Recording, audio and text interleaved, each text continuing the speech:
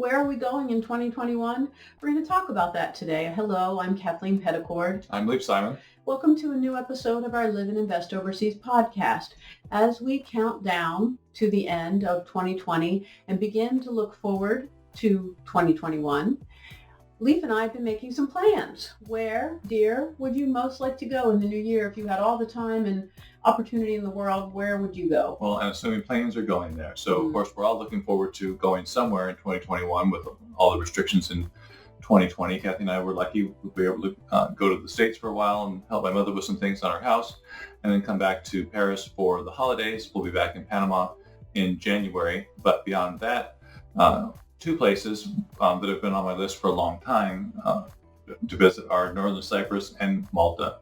And this year we got lucky, and one of our real estate people, our real estate manager, Evren, got in touch with a group out of Northern Cyprus and found some excellent real estate opportunities for us in Northern Cyprus. I've been looking at the market for years and never had a chance to go visit in person, and the people I spoke to previously were not quite who we wanted to work with.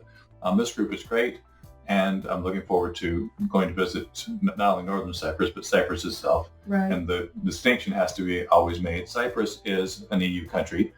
Cyprus is also an island that is comprised of two separate countries: Cyprus, the EU country, and Northern Cyprus, or the Turkish Republic of Northern Cyprus, as it's called, in the northern half. So I think it was back in the 70s. Don't quote me on the dates, but the Greek Cypriots and the Turkish Cypriots split the country at some point and had internal issues for a while. Everything is it's all calm and peaceful now. Copacetic now. Right. And but the northern part of the island, Northern Cyprus, is much more affordable real estate. Right. As our new contact on the ground there, Dengiz, has been showing us more about the country and about the property market, Leif and I have gotten more and more excited all throughout this year. Dengiz has participated in 2 or 3 of our conferences, more maybe conferences this year. And every time Leif and I are on the edges of our seats, just dying to be able to go and see for ourselves. Well, and in fact, since we started talking about Northern Cyprus, several other friends, Andrew in Thailand, and at least one other, have said they either currently own property or have had property in Northern Cyprus and love it. But it's a place where it's possible to buy a place on or very near to the beach for less than $100,000. Right. And that's harder and harder to find. That always gets my attention. So I want to visit Northern Cyprus. Malta, on the other hand, is not an inexpensive real estate market, although there are affordable things that you can buy. But Malta is more of a historic destination for me. It's the center of the world for the Knights Templar, and lots of history going on there. And again, that Malta's been on our list for almost 20 years. And until it entered the EU, it was harder to get to. But even since it's entered the EU, we haven't found the opportunity to fly there, although our daughter has.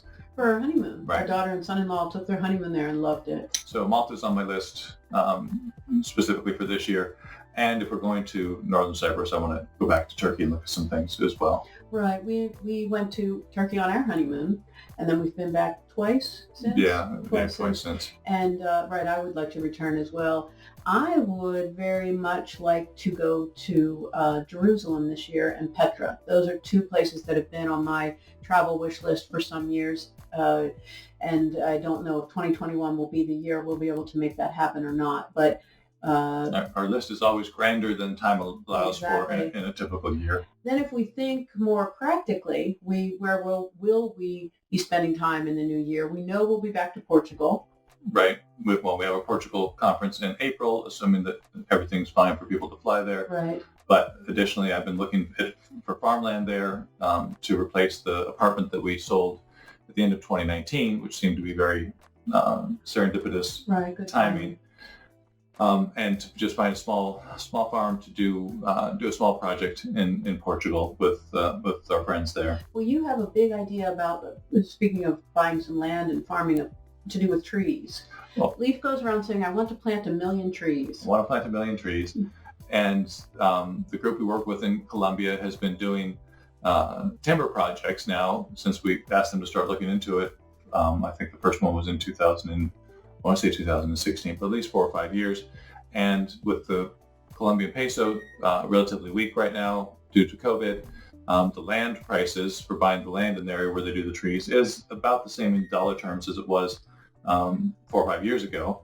But the land is a fraction of what it costs to do a large timber project, and so it's just a matter of time and money, like everything. Right. So we'll be here in Paris through the middle of January, back in Panama, the middle of January for 2 or 3 months, probably, Right. Back and forth between Panama City and Los Islotes. And if I think about my 2021 wish list, top of it is not a destination, but a project, and that is to finally build the student center, the Los Islotes Student Center and Library that I've been planning for the past few years at Los Islotes on Panama's western Azueros coast, where we have been working on our Los Islotes community for several years, where we've built a house and when we're in Panama, divide our time between our house at Los Islotes and Panama City, where our office is. But this year we want to make some progress again with our community center, our student center, and as well with our town center, our Los Islotes Town Center, which will be based around a church that I hope to break ground on this year, Right. 2021. And to start the community center, we sent a couple dozen boxes of books from my mother's house. She was getting rid of a bunch of books, so we Right. have The start of our we library. have the start of the library, mostly English. She had some foreign language books as well, but it's all for the kids out there to be able to learn English. Exactly. Well, and to have access to books. There's no library on the entire coast. Right. And when I learned that a few years ago, that was what gave me the idea. Well, then we should start one, because there are a lot of bright, eager, wonderful children out there who have very limited access to education in general and specifically to books. So that's become a priority project for us. Then that takes us through the first quarter of the year. Then beyond that, we again will be in Portugal. We'll be back to Paris. Where else might we go in the new year if we look ahead? I don't know.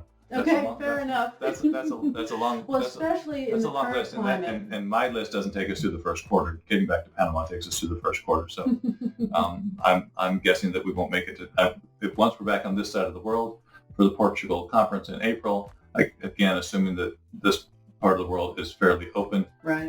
we can make some hops to Northern Cyprus and Malta. But our big trip for this year that got postponed was seeing the Scottish Games in August. The Highland Games in August. The Highland Games in Scotland.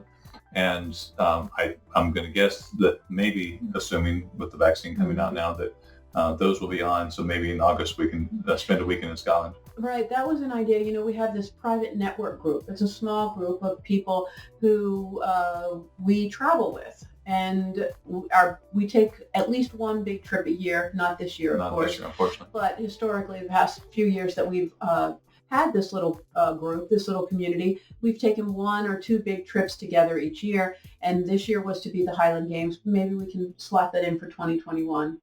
We've done a lot of those kind of fun annual adventure trips, running of the bulls in Pamplona, Right. the horse Palio race in Siena. So And last year was a portion of the Silk Road in China. right, and that would go on on my travel wish list, to pick up where we left off at the Silk Road where we stopped, and to move into the stands Right. to Kazakhstan. That was our plan for 2021 when 2020 wasn't a pandemic. Right. So maybe that's 2022. All right, we'll leave it there. That's our wish list as we look into 2021, which we hope, and I'm sure you do too, will be a year filled with a whole lot more travel and discovery than 2020 allowed us. With the vaccine and with other developments, we hope this will be the case, that at least by the second half of 2021, we'll all be out there again, and we'll hope to see you somewhere soon. Happy New Year, everyone. Thank you for listening. Please stick with us. 2021 is going to be a great year.